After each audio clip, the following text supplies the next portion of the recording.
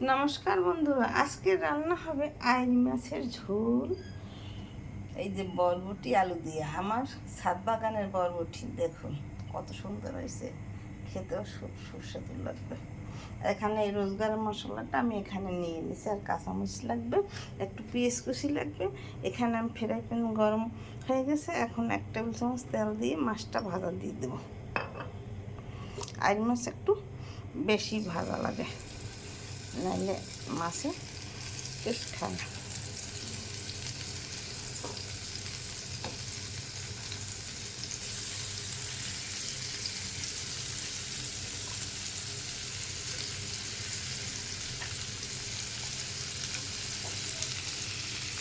মাছ ভাজা দিয়ে দিলাম, একটু করে চিনি দিলাম।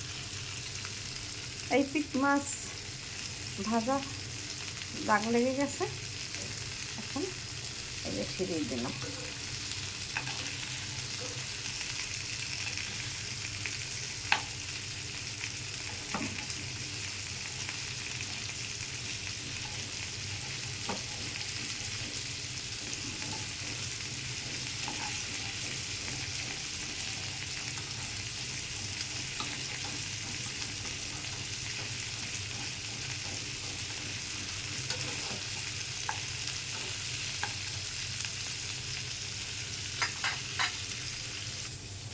আমি মাছ ভাজা তুলে আর একটা কড়াই দিয়ে দিয়েছি, এই দেখুন মাছ ভাজা হয়ে গেছে। এখন কড়াইটা গরম হয়ে গেছে, এখন 1 টেবিল চামচ তেল দেব।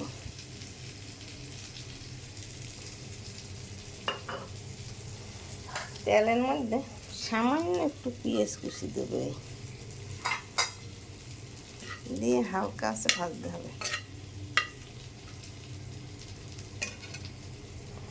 এর মধ্যে বরবটি আর আলু দিয়ে দিলাম।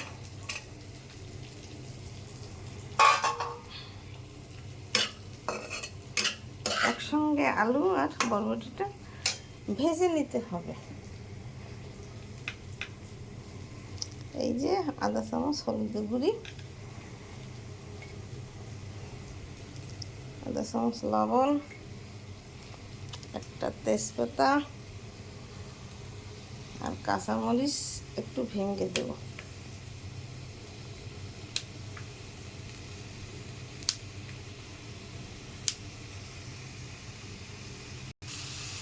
বরবটি আলু করে ভাজা হয়ে গেছে, এখন একটু পেঁয়াজ রসুন আদা দিয়ে দেব। এটা ভাজা হয়ে গেছে আলু বরবটি, আমি মাঝখানে একটু জল দিয়ে দেব। মশলাটা দিয়ে দিল,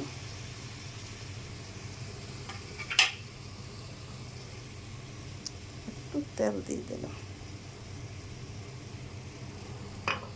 দিয়ে এটা ভুনতে হবে মশলাটা। মশলা আবার তেল ছেড়ে গেছে, জল দিয়ে দিলাম পরিমাণ মতো, মাছ দিয়ে দিলাম, ঢাকনা দিয়ে ঢেকে দেব। ঢাকনা তুলে দিলাম। এই দেখুন আমার বরবটি আলু দিয়ে আইড় মাছের ঝোল রান্না করা তৈরি হয়ে গেছে। এই যে দেখুন কত সুন্দর হয়েছে, খেতেও সেই দিন স্বাদ লাগবে। আমার রান্না তৈরি হয়ে গেছে। এরকম নতুন নতুন ভিডিও দেখতে আমার চ্যানেলটিকে লাইক করুন, শেয়ার দিয়ে পাশে থাকুন। ধন্যবাদ, থ্যাংক ইউ। ভিডিও ভালো লাগলে পাশে থাকবেন।